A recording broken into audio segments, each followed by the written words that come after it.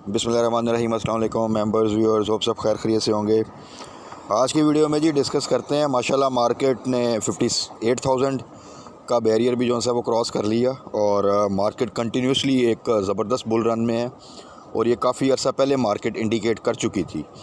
और जिस तरह मार्केट परफॉर्म कर रही है और जिस तरह सम टाइम इंट्राडे करेक्शन आती है, तो ये चीज़ें बार बार जो है हमें शो कराती हैं कि मार्केट में आपने पॉजिटिव रहना है, इन्वेस्ट करना है, थोड़ी सी सेक्टर स्विचिंग करनी है, थोड़ा सा चीज़ों को मैनेज करना है, तो आप इंशाल्लाह ताला आने वाले दिनों में मज़ीद अच्छा प्रॉफिट जो है इसमें से गेन कर सकते हैं। और बहुत से स्टॉक्स हैं वैल्यू बाइंग जिनमें बनती है और वो हम डिस्कस करते रहते हैं। और देखें, ये किसी एक स्टॉक के ऊपर जो है वो फोकस नहीं होता, क्योंकि बहुत से स्टॉक्स हैं और ज़्यादातर स्टॉक्स अब परफॉर्म करेंगे। सो हमने सिर्फ सिलेक्शन करनी है। डेफिनेटली इंसान कोई 100 स्टॉक जो है वो बाय नहीं कर सकता, 50 स्टॉक बाय नहीं कर सकता। उसने अपना एक 10 और अगर अच्छी इन्वेस्टमेंट है तो वो 10 से 12 इतने ही स्टॉक के अंदर आपने जो है ना वो खेलना होता है। तो मकसद सिर्फ बताने का ये होता है कि जो भी इन्वेस्टर है, हर एक की अपनी एक कैपेसिटी है, तो उसके लिहाज से जो अच्छी वैल्यू के स्टॉक्स हैं वो भी डिस्कस कर लिए जाएं, जो कि 200, 300, 400, 500 वाले स्टॉक हैं। साथ में छोटे स्टॉक जो से हैं अंडर 200 वो भी डिस्कस किए जाएं, अंडर 100 भी डिस्कस किए जाएं, अंडर 50 और फिर अंडर 20, 15, 10 ये भी डिस्कस किए जाएं, ताकि अकॉर्डिंगली जो दोस्त जिस अमाउंट के हिसाब से इन्वेस्टमेंट करना चाहते हैं उनको आइडिया हो कि कौन से स्टॉक में उनको फ़ायदा हो सकता है और रिस्क जो है वो मिनिमम है। बट ओवरऑल आप देखें, अब तो पेनी स्टॉक भी चलना स्टार्ट हो गए हैं, लेकिन अल्टीमेटली अगर आप देखें तो जो अच्छे स्टॉक्स हैं उनमें ग्रोथ जो आती है बड़ी वो वर्टिकल ग्रोथ आती है और उसमें रिस्क फैक्टर भी कम होता है और पे आउट जो है वो एक एडिड एडवांटेज होता है, वो एक फ़र्दर प्लस होता है हमारे लिए। तो अभी के लिए तो मार्केट में देखें, किसी किस्म की र्यूमर के ऊपर आपने कान नहीं धरना। अब तो खैर बहुत से जो लोग पहले जब ये मार्केट 45,000 50,000 की तरफ आई थी तो शॉर्ट की कॉल दे रहे थे और वहाँ से एक डिप एक्सपेक्ट कर रहे थे।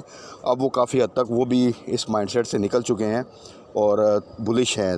But at the same time सिर्फ एक चीज़ की एहतियात ज़रूरी है, वो किसी भी मार्केट के लिए और स्पेसिफ़िकली पाकिस्तान की मार्केट के लिए, कि स्टॉप लॉस अपना जो है ना वो आप लगा के रखें, ताकि किसी किस्म की खुदा न खास्ता कोई न्यूज़ ऐसी आ जाए जो कि मार्केट के ऊपर प्रेशर डाले और थोड़ा सा सेंटिमेंट्स को डिवर्ट करे खुदा न खास्ता, तो फिर आपका जो सा एग्ज़िट है वो बहुत अच्छा एग्ज़िट हो जाए, ना कि जो एक अच्छी एक रिदम बना हुआ है और जो एक अच्छा प्रॉफिट गेन हो रहा है वो आपका जो है ना उसमें किसी किस्म की कमी आए।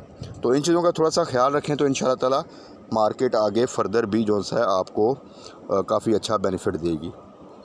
तो अब थोड़ा सा डिस्कस कर लेते हैं मार्केट को और कुछ स्टॉक्स को जिनमें अच्छी मूवमेंट जो है वो बन चुकी है। एबिट का जिक्र किया था मैंने। एबिट देखें तो वो बी कैप हो चुका है और उस वक़्त जब ये 400 के पास है, मैं बार बार मेंशन करता था कि इसको बाय करें, क्योंकि इसमें पोटेंशियल है और ये आगे जाकर आपको ईज़िली जो है 500 की प्राइस दे देगा। और आपने देखा कि आज वो कैप हुआ और वो जो है 450 से ऊपर तो आ चुका है। तो एक दो कैप की और गेम है और वो 500 के पास आपको नज़र आएगा। तो ये चीज़ें बताने का मकसद ये होता है कि टाइम जो है ना वो बहुत इंपॉर्टेंट होता है, कि जब आप उस पर राइट टाइम पे डिसीजन जो है वो ले लें तो फिर मैक्सिमम फ़ायदा हो सकता है। तो ज़रा मार्केट को सबसे पहले डिस्कस कर लेते हैं। उसमें मार्केट ने देखें आज 827 पॉइंट की पॉजिटिव क्लोजिंग दी और केस इंडेक्स ने 58,198 के ऊपर क्लोजिंग दी आज और 58,000 जो है वो भी क्रॉस कर लिया है। वॉल्यूम थोड़े से कल थे कंपैरेटिवली प्रीवियस जो हमारे ट्रेडिंग सेशंस होते हैं उससे, लेकिन अब इसमें फ़र्दर स्ट्रेटजी वही जो हम डिस्कस करते हैं कि स्टॉप लॉस अपना रखें और वैल्यू बाइंग करते रहें। तो ये दोनों चीज़ें आपको जो है वो आपका रिस्क जो है उसको मैनेज करती रहेंगी। बाकी अगर आज आप देखें वॉल्यूम लीडर्स में, तो वॉल्यूम लीडर्स में अगेन WTL आपको पता है वो एक तो एक्टिविटी भी जनरेट है और वैसे भी पेनी स्टॉक है, तो वो वॉल्यूम लीडर तो रहा, लेकिन उसमें आज थोड़ा सा नेगेटिव जो है वो क्लोजिंग दी है। तो बेसिक मकसद ये है कि आप पेनी स्टॉक से फ़िलहाल ये एक्सपेक्ट ना करें कि वो एक रैली बनाएगा और वो 1.5 रुपये से शायद जो है वो 10 रुपये पे चला जाएगा। ऐसी सिचुएशन नहीं है। और इस तरह की चीज़ के ऊपर अगर आप जो है वो हाई साइड पे जाके बाय कर लेंगे पेनी स्टॉक को स्टिल अभी भी, तो वो कोई इतनी अच्छी स्ट्रेटजी नहीं है। पेनी स्टॉक में मैं हमेशा कहता हूँ इन्वेस्टमेंट करें, एक तो बिल्कुल लो लेवल पे करें और एक आपकी परसेंटेज जो 10% हो आपका, सिर्फ वो लगाएं, बाकी अच्छे स्टॉक्स में रहें, तो वो आपको ज़्यादा फ़ायदा देंगे। और इसकी स्ट्रेटजी भी अब यही बताई थी कि इसको अब आप सिक्योर करें स्टॉप लॉस के साथ। ये रिसेंटली अभी 1.8 को टच करके आया था और अब देखें डाउन साइड पे आया, तो जिसने तो वहाँ पे जाके प्रॉफिट टेकिंग कर ली थी या स्टॉप लॉस लगाया था तो वो तो फ़ायदे में रह गया। बाकी अब आपको दोबारा वेट करना पड़ेगा वहाँ पे आने का। इंशाल्लाह आता है तो वहाँ पे आप ज़रूर प्रॉफिट टेकिंग करें। बाकी जो इनमें स्टॉक्स हैं, FFBL का भी हमने डिस्कस कर लिया था, स्टॉप लॉस के साथ ट्रेल करें। FFL ने डिप लिया था कल और उसके बाद आज फिर थोड़ी पॉजिटिव क्लोजिंग दी है।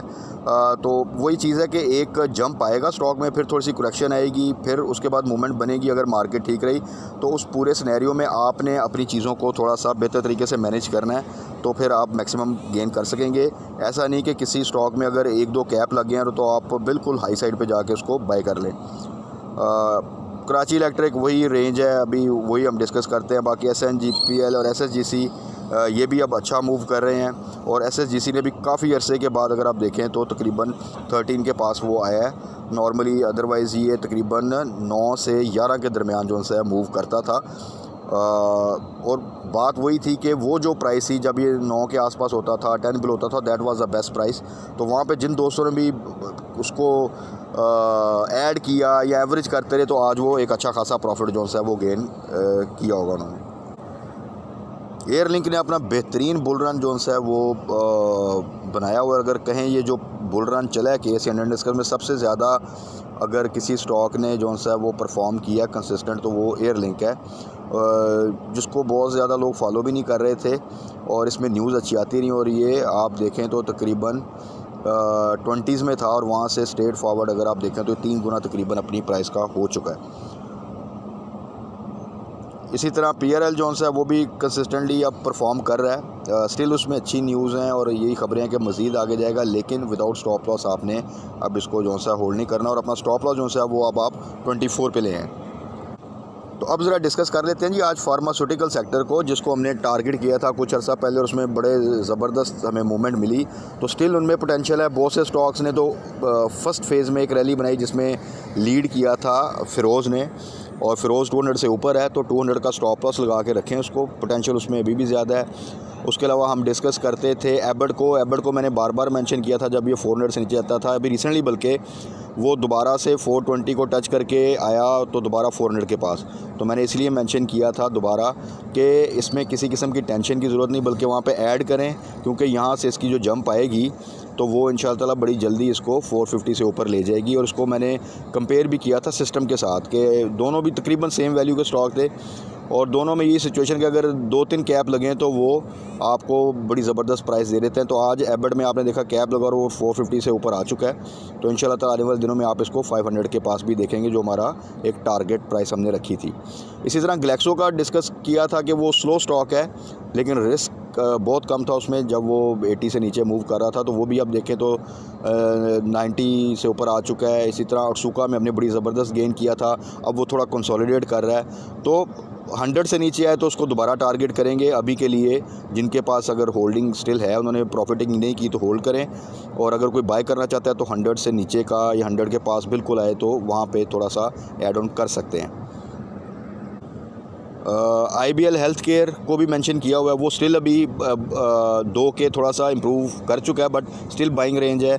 उसको आप इजीली 45 to 50 का टारगेट कर सकते हैं। सरले क्योंकि ऑलरेडी जो सा एक अच्छी मूव बना रहा है और कंटिन्यूसली जो सा वो पॉजिटिव क्लोजिंग दे रहा है, तो IBL हेल्थ केयर में थोड़ा सा होल्ड करें।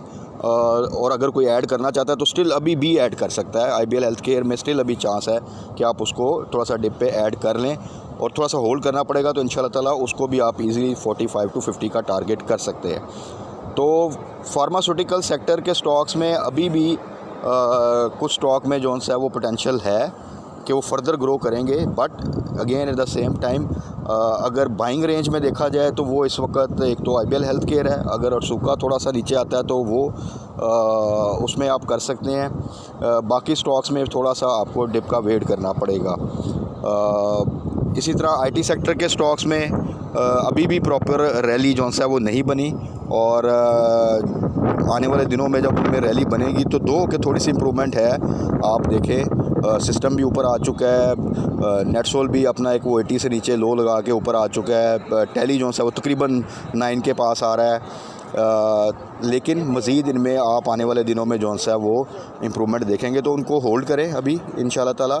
और अगर किसी किस्म की फ़र्दर न्यूज़ आती है तो वो हम डिस्कस कर लेंगे।